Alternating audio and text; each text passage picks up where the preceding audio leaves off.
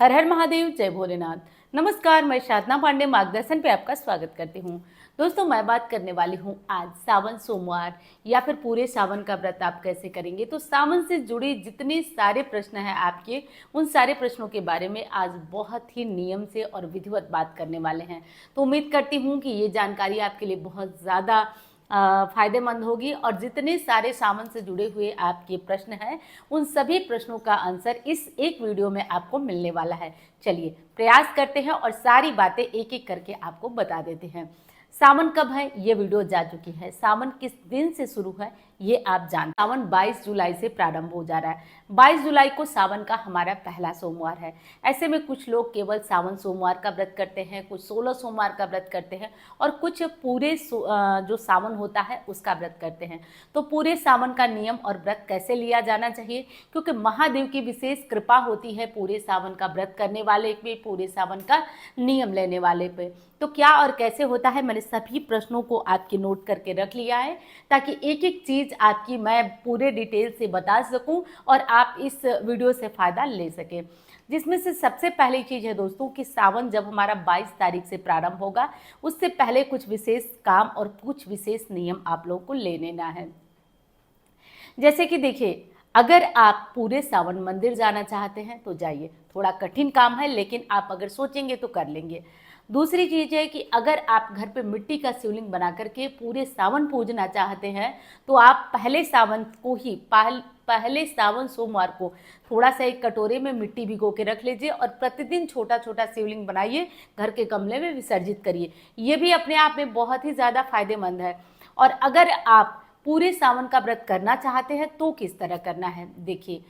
सावन का व्रत अगर आप करना चाहते हैं तो जो पूर्णिमा, आषाढ़ मास की पूर्णिमा होती है, उसी दिन से आपका नियम प्रारंभ हो जाता है।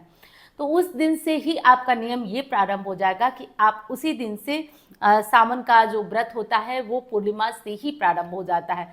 तो उस दिन आपको शुद्ध सात्विक आहार ले लेना है। आहार लेने के बाद आपको क्या करें, आषाढ़ मास के उस दिन भी व्रत नहीं, एक टाइम भोजन करेंगे शाम को मीठा, सूर्यास्त के पहले। उसके बाद आप अगले दिन जो है सावन का प्रथम सोमवार होगा, उम्मीद करती हूँ कि आप व्रत करते होंगे। उसके बाद आप अगले दिन से नियम लेंगे कि जैसे सावन का जो लोग व्रत नहीं सोमवार का करते हैं उनके लिए भी ये नियम है कि सावन का जो पूरे सावन का व्रत करेंगे वो पूरे दिन जल फल फलाहार लेकर के करेंगे और शाम के टाइम मीठा खाना खाएंगे। लेकिन कब, सूर्यास्त होने से पहले।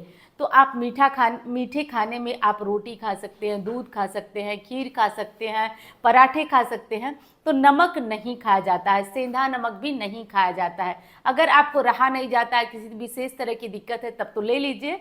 बाकी नियम यही कहता है कि आप एक टाइम मीठा खाना खाइए, जो कि बहुत कठिन होता है। जिन लोगों को ब्लड प्रेशर वगैरह की दिक्कत है वो शारीरिक कंडीशन पहले देख ले तभी किसी नतीजे पे पहुंचे। वो लोग सावन का व्रत करेंगे, वो लोग ब्रह्मचर्य का पालन करेंगे और झूठ, निंदा, कपट, इन सारी चीज़ों से बचा जाता है। कुछ एक विशेष नियम और आप चाहें तो सावन में ले सकते हैं। जैसे कि कुछ लोग होते हैं जो चप्पल नहीं पहनते हैं पूरे सावन मास में, कुछ ऐसे होते हैं जो चावल नहीं खाते हैं, और कुछ विशेष नियम जिनको सबको पालन करना चाहिए। लहसुन प्याज का त्याग करिए, बाकी तो मांसाहार वगैरह जो लोग चीज़ करते हैं उन्हें नहीं करना चाहिए। लहसुन प्याज का भी सामान्य तौर पे त्याग करना चाहिए, क्योंकि दोस्तों ये जो सावन मास है ना, महादेव का मास है और महादेव की विशेष कृपा बरसती है। तो हमसे जितना हो सके वो हमें करना चाहिए। मिला जुला करके, परिवार में कलह करके किसी नियम का पालन कभी भी नहीं किया जाता है। सावन में क्या खाएं क्या नहीं, देखिए व्रत कैसे करना है वो मैंने बता दिया कि पूरे समय फलाहार करना है, शाम को एक टाइम मीठा खाना खाना है। अब जो लोग सावन में ऐसे सामान्यतया क्या खाएं क्या नहीं, तो देखिए सावन मास में दूध पीने पे मनाही है। पहले के टाइम में जो है गाय बाहर निकल करके चरती थी, तो चरने में कुछ जहरीली घास वगैरह खाती थी तो दूध विषाक्त होता था, इसलिए मना किया जाता था कि दूध नहीं पिया जाता है। अब तो खैर सिस्टम बदल गया है, पैकेट के दूध आ रहे हैं, लेकिन कोशिश करिएगा कि सावन में जो है दूध नहीं पिए, अगर हो सके तो न पिए। बाकी अगर आपको आदत है तो थोड़ा उबाल लीजिए, अच्छे से उबाल लीजिए, हो सके तो थोड़ा हल्दी वगैरह डाल लीजिए और आप पी लीजिए। सावन में पत्ते वाली सब्जियों से परहेज करिए। पत्ते बैगन नहीं खाया जाता है सावन मास में। मसूर की दाल का त्याग किया जाता है। चूड़ियां सावन के पहले ही दिन से या फिर जब आपको लगे, हरी चूड़ियां हो सके तो सावन का पहला सोमवार पड़ रहा है तो आप हरी चूड़ियां अवश्य खरीद लें और इसे जरूर पहनिए।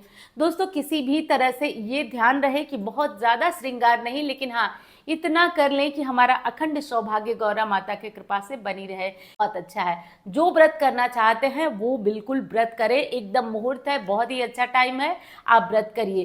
सावन का ये व्रत, सावन में कोई भी मंगला गौरी व्रत हो गया या फिर आप पूर्णिमा व्रत करना चाहते हैं, सावन शिवरात्रि, सावन प्रदोष कुछ भी करना चाहते हैं, या कोई साप्ताहिक गुरुवार, शुक्रवार, सोमवार कोई व्रत करना चाहते हैं, बिल्कुल सोचिए नहीं, इस सावन से आप प्रारंभ करिए। बल्कि सावन से उठाया गया व्रत बहुत ही अच्छा होता है पीरियड्स में। तो देखिए व्रत नहीं छोड़ा जाता है, ये आप ध्यान रखिए। चाहे कोई साप्ताहिक व्रत हो गया या फिर सावन सोमवार हो गया या फिर 16 सोमवार हो गया या पशुपति व्रत हो गया, आपको व्रत नहीं छोड़ना है। पीरियड्स में आप पूजा नहीं करेंगे, केवल पूजा नहीं करेंगे, आप मानसिक रूप से भगवान का ध्यान करेंगे और व्रत करते रहें। दर्शन परिवार पे जितने भी लोग हैं उनके लिए एक सुनहरा अवसर है कि वाराणसी में महादेव के भव्य मंदिर में मैं रुद्राभिषेक करवाने जा रही हूँ। उनके लिए जिनकी किसी भी तकलीफ में जो जूझ रहे हैं, जिनकी मनोकामना पूरी नहीं हो पा रही है, उनके लिए मैं विशेष रुद्राभिषेक करवाने जा रही हूँ। जैसा कि आप जानते हैं दोस्तों, घर पे जब भी रुद्राभिषेक का आयोजन कराएंगे 5,000 6,000 तक लग जाता है। लेकिन दोस्तों विश्वास करिए, महादेव जानते हैं, इसके साक्षी कि ये जो आयोजन मैंने किया है वो केवल और केवल परोपकार की दृष्टि से, तो मात्र बहुत ही कम मूल्य रखा गया है। केवल पंडित लोगों की दक्षिणा और जो मंदिर का खर्च है, मंदिर का खर्च यानी कि जो बहुत बड़ा मंदिर होता है उस मंदिर में जब आप पूजा अंदर कराएंगे तो मंदिर के लिए चार्ज कटता है, आपकी पर्ची बनती है, तो कुछ चार्ज आपको देना पड़ेगा। और लेकिन बहुत ही कम मूल्य में आप चाहें तो अपनी मनोकामना के अनुसार आप रुद्राभिषेक कर सकते हैं। करना क्या है, तो आप जो मेरा नंबर जानते हैं उस नंबर पे फ़ोन करके आप अपना नाम लिखवा सकते हैं। और ध्यान रखिए, आप अपना नाम और गोत्र अपने नाम के साथ जिस मनोकामना की पूर्ति के लिए आपको रुद्राभिषेक करना है, ये आप संकल्प में बताएंगे जिस दिन रुद्राभिषेक होगा। ये रुद्राभिषेक किस दिन होगा, तो 14 तारीख को, 14 अगस्त को इसका आयोजन किया गया है। तो इस चीज़ का ध्यान रखिए कि ये जो होगा वो आपको नोट केवल कराना है। आप अपने नाम नोट कराइए और अपना गोत्र नोट कराइए और स्थान नोट कराइए। मनोकामना किसी को मत बताइए। अगर आप वाराणसी में आना चाहते हैं, आपकी इच्छा है कि आप रुद्राभिषेक में शामिल हों, तो आप बिल्कुल आइए, स्वागत है आपका। आप गंगा स्नान करिए और पूजा में शामिल होइए। हमारे पंडित जी लोग जो नहीं आ पाएंगे, ऑनलाइन उनका संकल्प कराएंगे, वो मोबाइल यानी कि जो चैनल है उसके माध्यम से अपना संकल्प लेंगे और अपनी मनोकामना बोलेंगे। अपनी मनोकामना किसी को मत बताइएगा। और मैं इतना दावे के साथ कह रही हूँ दोस्तों कि मैंने कई साल से, और एक और विशेष बात बता दूं, जब भी मैं किसी संकट में होती हूँ, क्योंकि मैं भी इंसान हूँ, थोड़ा सा आप लोगों को झटका लगेगा, तो कई बार मैं महारुद्राभिषेक के द्वारा संकट से निकल चुकी हूँ। इसके साक्षी महादेव हैं। तो ये मौका, ये अवसर आपके लिए, और जिन लोगों को, जिन भाई बहनों को ये शक हो रहा होगा कि ये चीज़ें केवल व्यवसाय के लिए है, उनसे हाथ जोड़कर प्रार्थना है कि उनको अवसर दें जो परेशानी में है। क्योंकि मैं जानती हूँ कि उस मंदिर में अगर एक बार रुद्राभिषेक हो गया तो निश्चित रूप से मनोकामना पूरी हो जाती है। क्योंकि वो मंदिर का इतिहास ही ऐसा है कि जिसमें कि आपकी मनोकामनाएं पूरी होती हैं और बहुत ही प्रसिद्ध है। और एक चीज़ बता दूं दोस्तों, मैंने बहुत ही मेहनत से मंदिर प्रशासन से अनुमति ली है, क्योंकि सावन में किसी भी मंदिर में जाकर के पूजा करवाना बहुत कठिन बात है। जो लोग वाराणसी से होंगे जानते होंगे। और मैंने ये मेहनत, ये प्रयास आपके लिए किया है। तो यदि आप करना चाहते हैं रुद्राभिषेक, तो आप मेरे चैनल पे जो दक्षिणा की राशि है पंडित जी लोगों को दूंगी, और आप लोग देखते रहेंगे कि किसके लिए कैसे रुद्राभिषेक हो रहा है। वो आप उन लोगों की दक्षिणा की राशि और मंदिर के खर्च के लिए जो पैसे लगे हैं, आप उनको इस नंबर पे पेमेंट करके, और आप अपना नाम और गोत्र भूलिएगा मत। गोत्र नहीं पता है तो लिखवाइएगा कि गोत्र नहीं पता है। नाम, गोत्र और स्थान तीनों चीज़ लिखवा लीजिए। और हाँ, जिन्हें आकर रुद्राभिषेक में शामिल होना है, वाराणसी के आसपास से हैं, वो लोग भी अपना नाम गोत्र स्थान लिखवाएंगे, आएंगे वाराणसी में, गंगा स्नान करेंगे, फिर पूजा में शामिल होंगे। नाम पता जो है उनको 2-4-5 दिन पहले चैनल से पता चल जाएगा।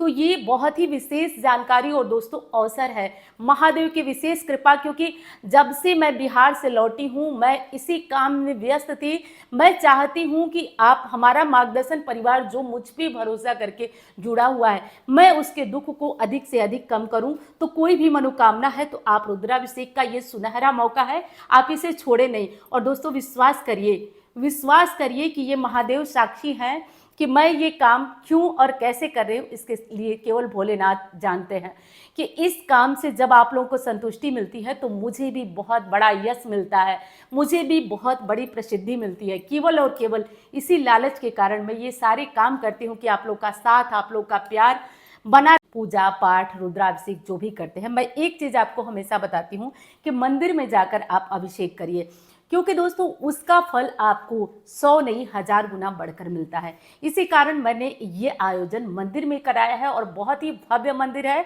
जिसकी मान्यता बहुत ही ऐतिहासिक है और आप इस अवसर का लाभ अवश्य उठाएं।